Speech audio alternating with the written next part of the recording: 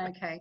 Well, we're going to go ahead and get started. We have a great program today. We're thrilled that Charlene is with us, and what a special lady. I always think that she is, and she and Robert Hall, they make a great team. So Charlene, we're thrilled that you're with us. Thank you, Diane. I'm thrilled to be with y'all. Thank you for giving me this opportunity.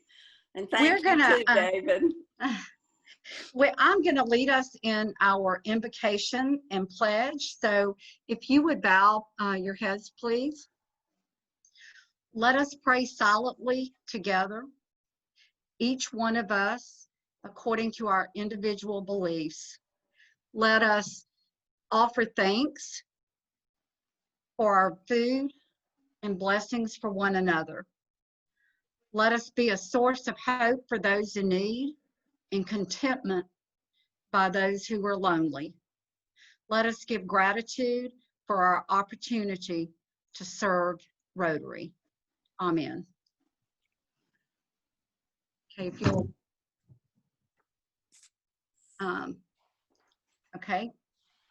if you'll join me, I pledge allegiance to the flag of the United States of America and to the republic for which it stands, one nation, under God, indivisible, with liberty and justice for all.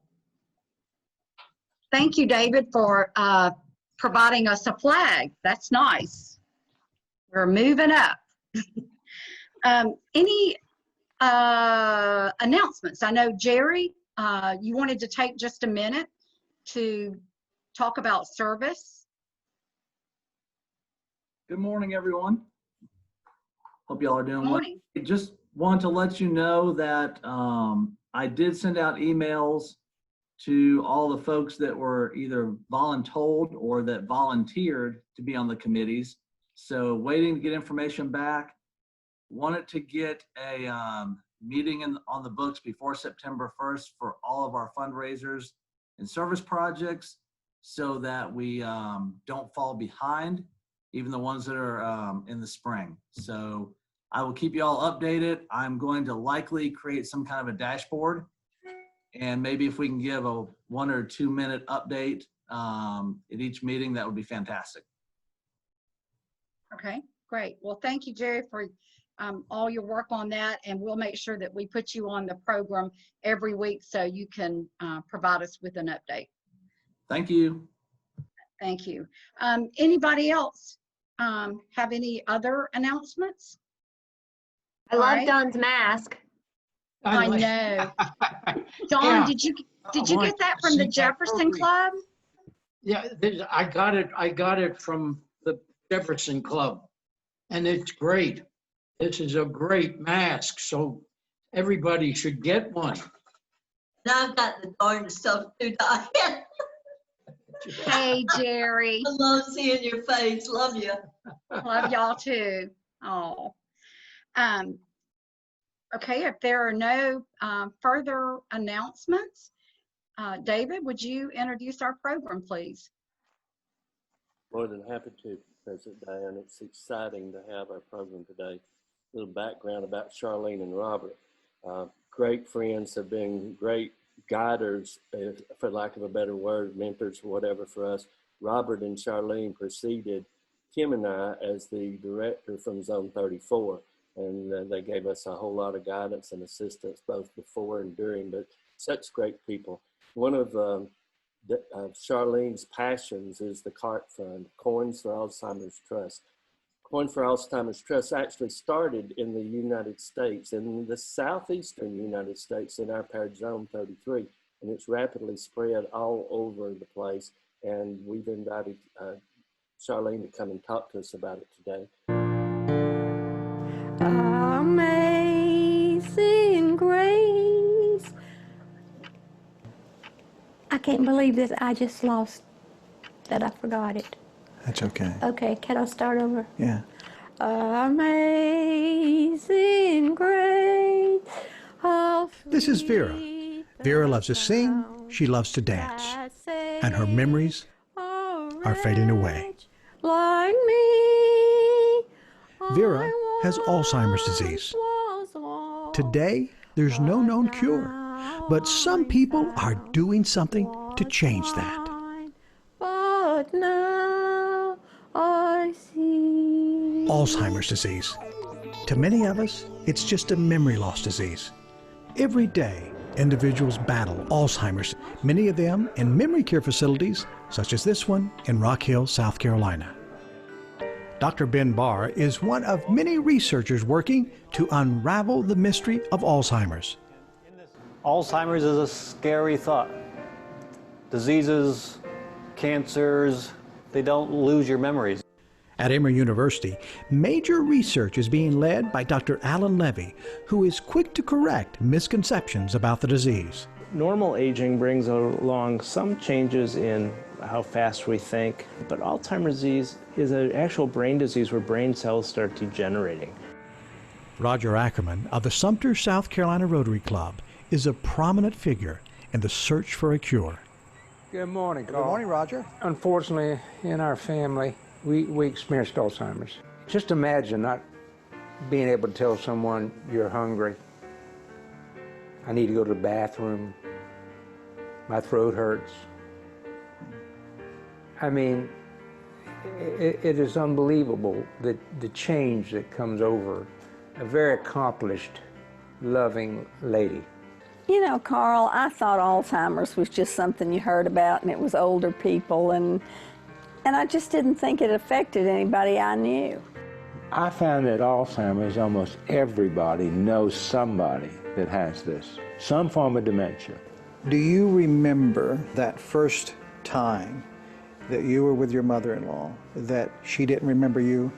Oh, yeah. Yeah, it was probably 5 or 6 years before she finally passed. And I knew she didn't know who I was. It was very, very hard.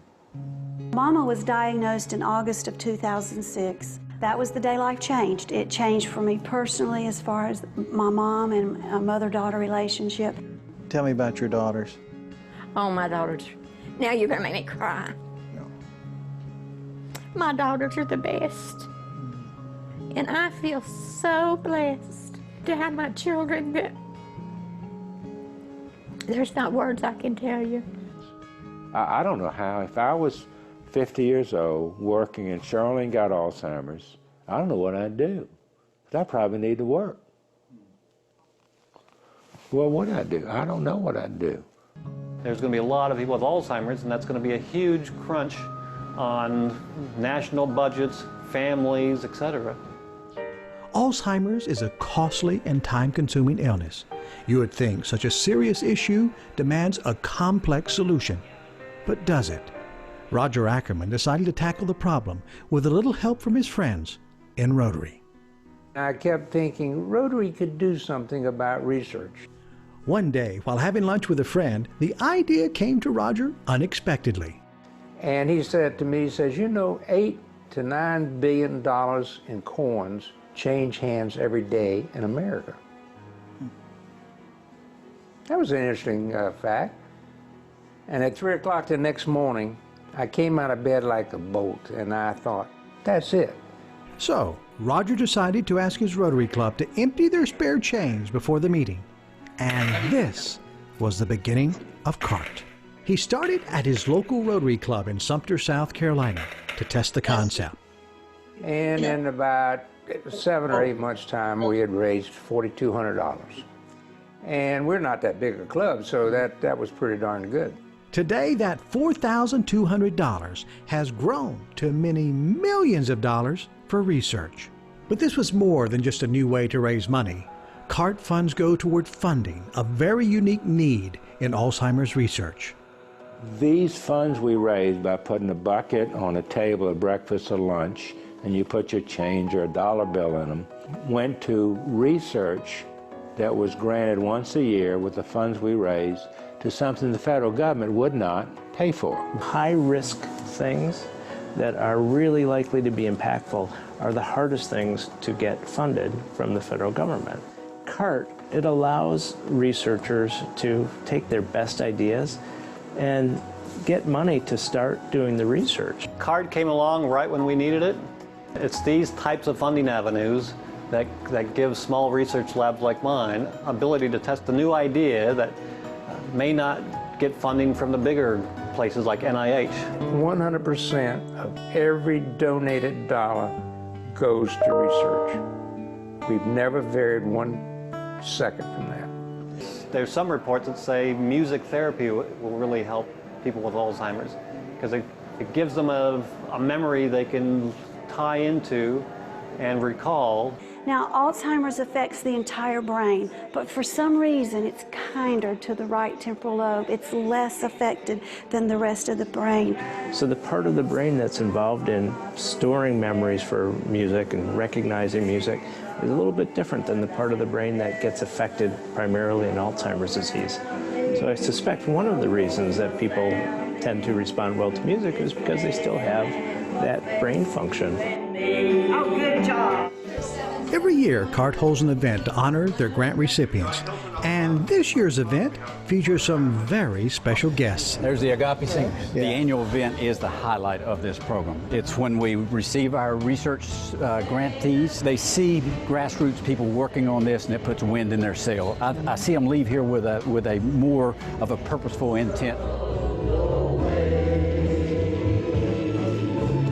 I think together we can accomplish more. We certainly can raise more funds together.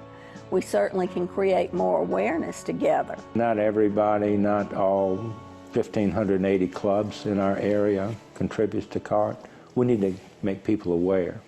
You like to dance? Yes, I like to dance. In fact, I think I'm going dancing tonight. Somebody said. I hope so anyway. Yeah. I have a question. Sure. May I have a dance? Sure.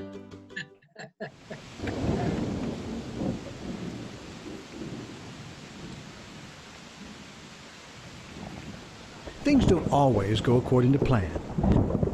Well, what do you do when the light goes out, you know? I mean, you just stop? You stop living? No, there didn't used to be electricity. People kept going. But it's not enough to stop Vera.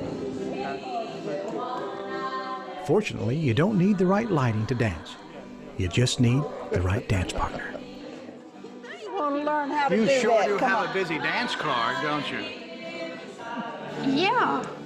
You want to dance? Wait a minute. You don't know who that is? I do and I don't. I'm Carl.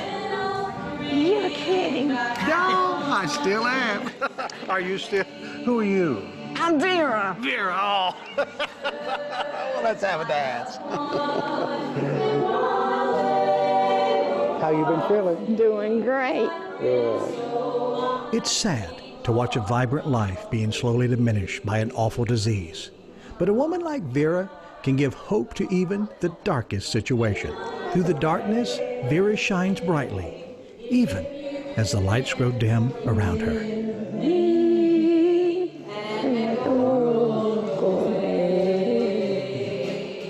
You're a fine dancer.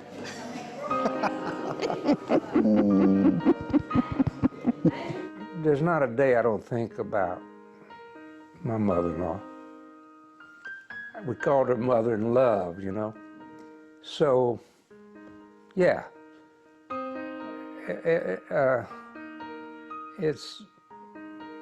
I've dedicated my life to her memory.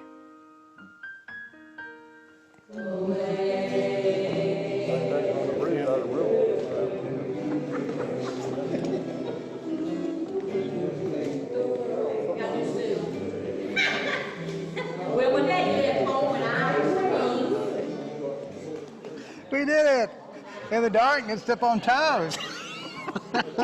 Vera, you still got it. I still got it. You still got it. You still got it. You did great. May I have a dance?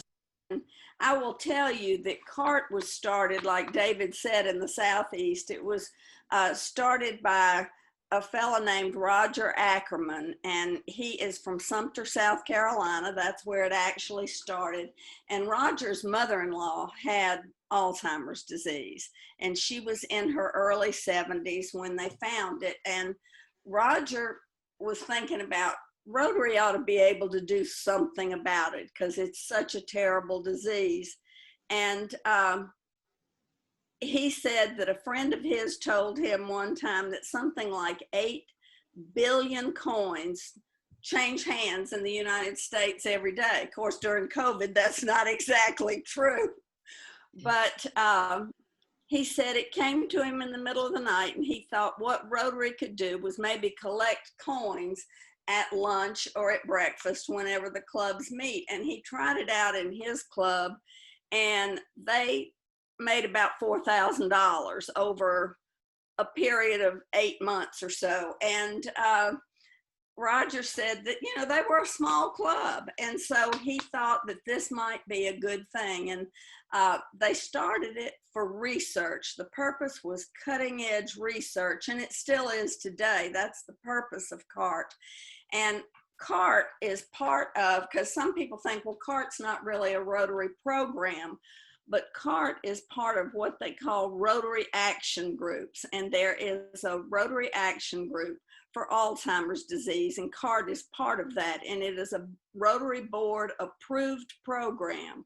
So it is part of Rotary. But, and it started with Rotarians, although we have got other people now that do contribute to C.A.R.T. But the first C.A.R.T grant that was given for cutting edge research that the government won't fund was given at Emory University to Dr. Alan Levy and his partner, Dr. Jim Law. And it took about 3 years to get enough money to get them a $100,000 grant. The last 2 years, C.A.R.T has given away each year a little over $1 million. So we have made great progress, and we have clubs that are in California, clubs in Utah and Colorado and New York, New Jersey. So we have places, it's expanded exponentially. And so most of the clubs in our district do give something to C.A.R.T, or in our zone, our 2 paired zones. But, and your district and your club have both been contributors to C.A.R.T, and I thank you for that. C.A.R.T money goes to help small research labs, and it is a competitive grant. It is advertised as a $250,000 grant. That's the largest amount that we give to any one recipient. And there we have doctors, Alan Levy being one of them, that are on the board that make the decisions as to who gets these grants. And it's a very competitive grant. But this last year we had 5 recipients, and they're doing some good things and finding out some good things. But it's really an important thing. And what I'm going to tell you about is my C.A.R.T story, or not C.A.R.T story, but my Alzheimer's story. And I would guess that almost every one of you have an Alzheimer's or some sort of degenerative brain disease story. And the truth is that they believe when they find the answer to Alzheimer's disease, they find the cure for that, they will have the cure to a lot of other degenerative brain diseases. And they have now found there is a relationship between both ALS and Parkinson's and Alzheimer's. So these things affect all of us. And I'd ask you, is there anybody that does not have someone they know who has been affected by degenerative brain disease?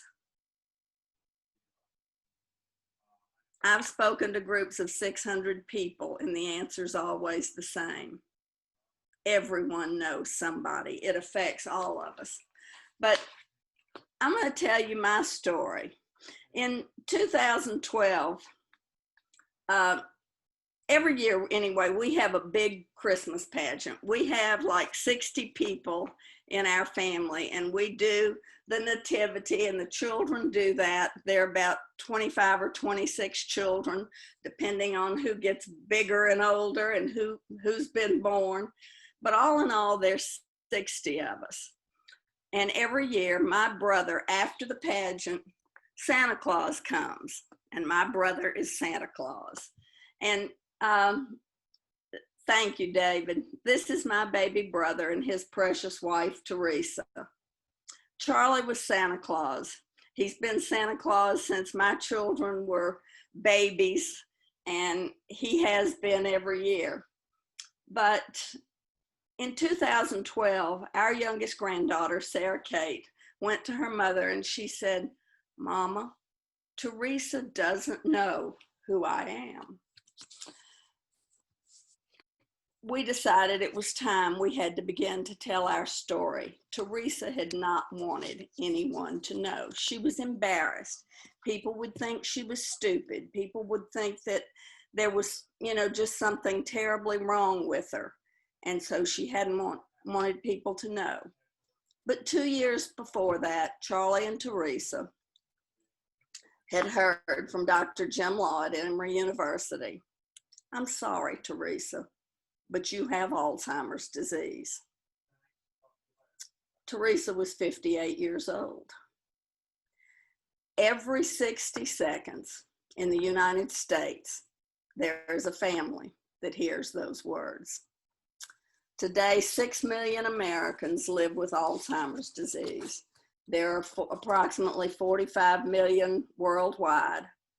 And that doesn't include cases that have gone undiagnosed. And some people don't get diagnosed because they're afraid to find out. In the United States, there's 16 million caregivers who provide 18.5 billion hours of unpaid service, caregiving service valued at $248 billion. 40% of the caregivers of dementia patients die before the patient. And that's what happened to my brother, Charlie. Caregivers suffer from emotional, physical, and financial stress. They're mourning the loss of somebody they love while that person's still living. Alzheimer's is the 6th leading cause of death in the United States. It kills more people every year than prostate and breast cancer combined. It's the only disease in the top 10 causes of death in our country for which there is no prevention, no slowing, and no cure. And it's the only one of the top 10 causes of death for which, or that is on the rise. Everything else is lowering. When I tell you that there is no prevention, there's no cure, and there's no slowing, you will hear in the news, there's stories all the time, and there are advertisements. Oh my gosh, you can get ginkgo biloba, you can get this, you can get that, you can get the other, you can buy it. I promise you that if you could buy it, if you could get it, my brother had it. I can't tell you what we found in that house that's been advertised as cures, things that were supposed to help. And the truth is, they don't. So if you're facing that, talk to the doctor. Don't buy that stuff. It's all advertised. It's all out there. And at your district conference, in fact, it was when Kim was district governor, David, Alan Levy spoke. And someone asked him what he thought about one of these things. And, what was it? I've forgotten the name of it. But anyway, one of the drugs that they advertise. And someone asked Dr. Levy, "What do you think about that?" And he says, "They advertise a lot." So I'm just telling you, don't be taken in by that and don't buy it because it does not help. In this year, 2020, it is expected that the direct costs, what we actually pay for Alzheimer's or dementia care and not prevention, but care and advertising and whatever we have to do, that whatever we pay for your insurance, and it's government paid for and insurance paid for, will be $305 billion. 1 in every 5 Medicare, Medicaid dollars goes towards Alzheimer's. By 2050, we expect that that cost will rise to $1.1 trillion. And when I say 1 in every 5 Medicaid, Medicare dollars today goes towards Alzheimer's, we have approximately 70 million people that are fixing to enter, baby boomers that are fixing to enter Medicare. We can't afford this. We just can't pay for it. But I'd like to read you a list of names. These are personal friends of Robert's and mine. And I'd like to see if you notice anything about it.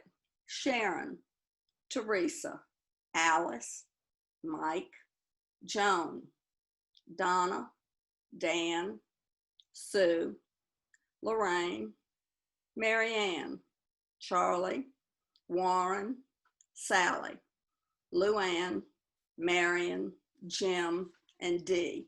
Anybody notice anything about that list? It's women. 70% of Alzheimer's patients are women. So we think, well, if 70% are women, then must be 70% of the men are caregivers. Not so. Unless it's a spouse, there's very seldom a male caregiver. The caregivers are 75% women. So it affects women in a disproportionate number. It's really hard. But what I'd ask that you do, I mean, I'm saying to you, what can you do? First of all, you can choose good parents.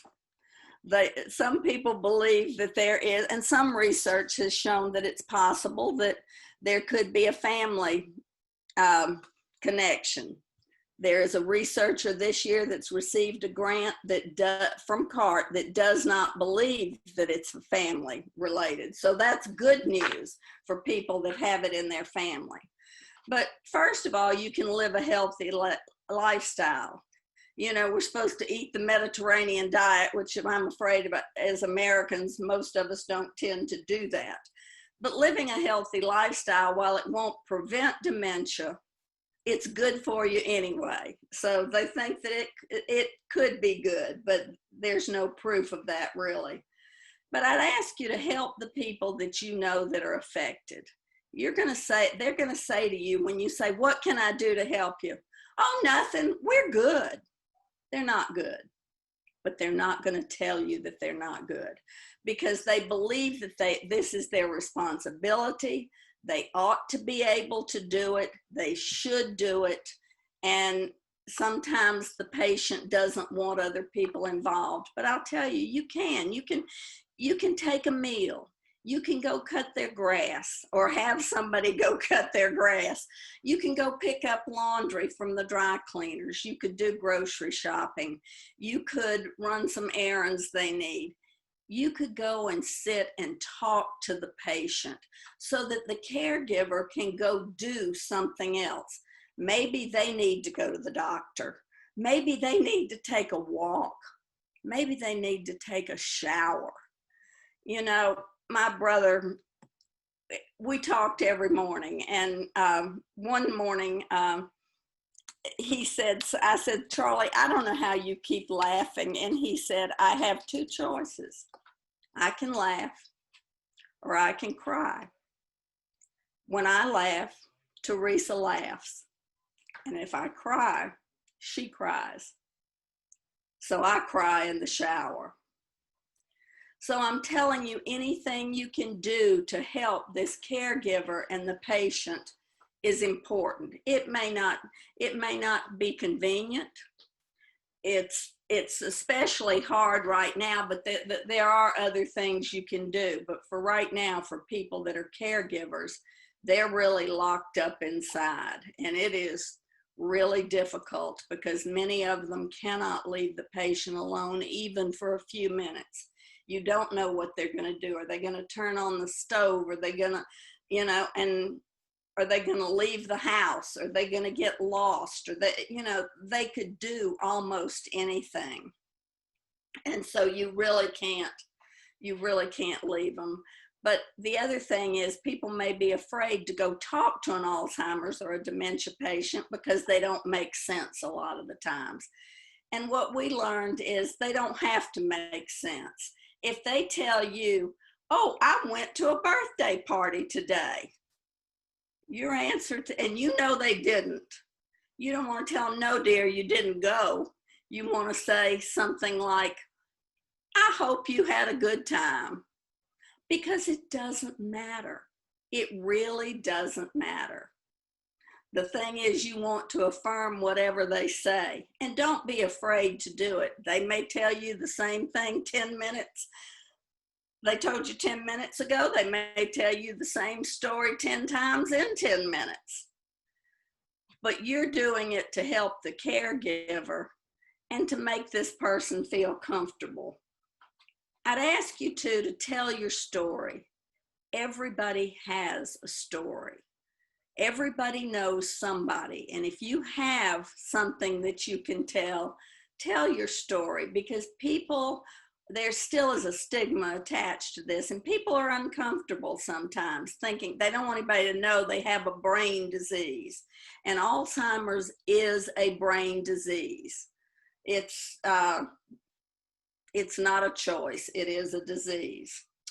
One thing you can do is contribute to C.A.R.T, and your club has done that. And I appreciate that, and I thank you for doing it. I don't know if you all do have a C.A.R.T chair, but if you do, the C.A.R.T chair is now making contributions through the portal on the C.A.R.T website.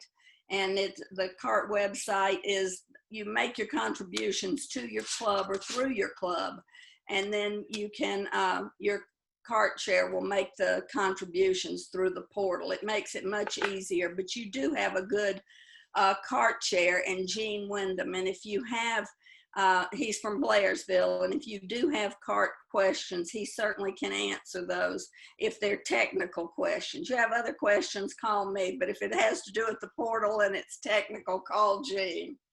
But anyway, the other thing is you can find a partnership for somebody.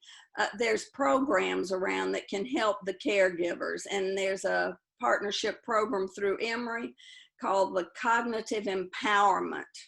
And it's a support group, and there are support groups for people, which are good things for them to have. You know, when you went to college, how they told you, look to the right, look to the left. Next year, one of you won't be here. By the time we're 85 years old, you can look to the right and look to the left, and 1 in 3 of us will have Alzheimer's disease.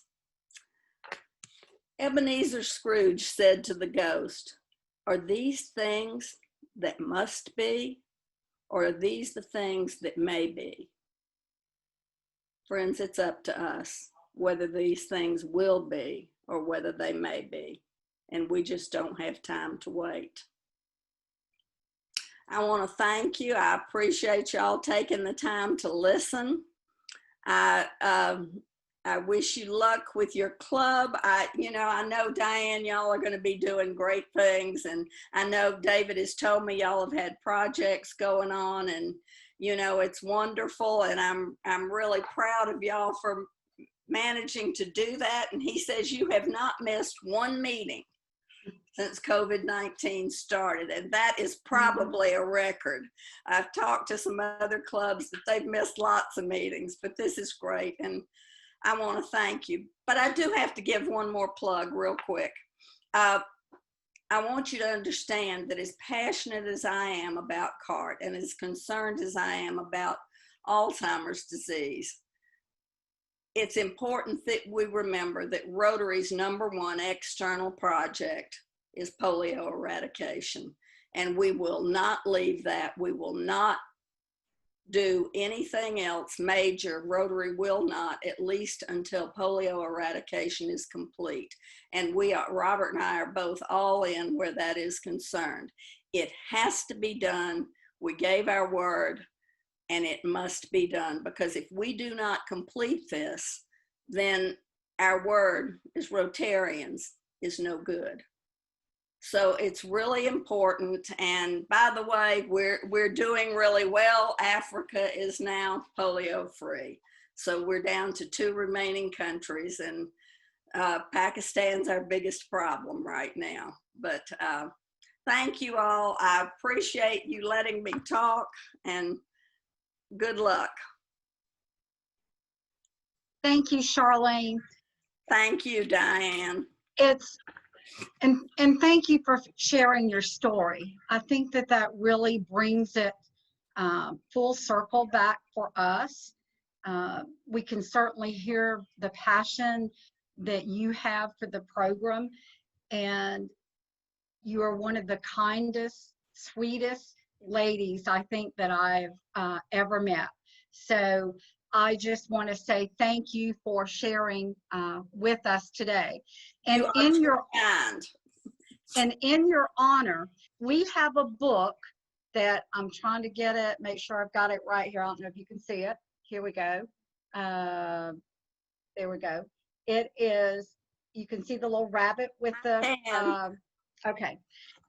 This year at District Conference, our theme is going to be Fun in the Sun. We're going to Jekyll Island.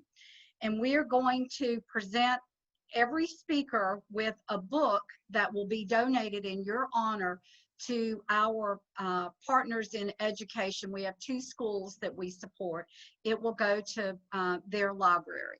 I will make sure that I include your name and the date that you spoke to us and what you talked to us about in regards to C.A.R.T. So again, thank you for taking time, and give Robert a hug for us. I will. Thank you, Diane. Worthwhile project. And see a little bit more on there. But it really brings it home when we're talking about these Alzheimer patients, because these guys, I work for the local healthcare system, as does Jerry Shadbold, and we talk about the COVID pandemic all the time. But you can imagine what this is like for our Alzheimer's patients who are alone in the hospital because we are not allowing visitation or very limited visitation. So it's even more important than ever to think about how we all care for ourselves so that we can decrease our numbers so that we can open up visitation more. Although we do allow some visitation for these, everything touches everything. So thank you for making this even more visible. But really great to hear from you. Great to see you. Wait. There you go. All right. I unmuted, I think. You did. We have a woman president of Rotary International. Yay. Yes. So that is very exciting news. Okay, well, I don't think I have anything else. Does anybody have any further business announcements? Well, Jerry? I almost forgot.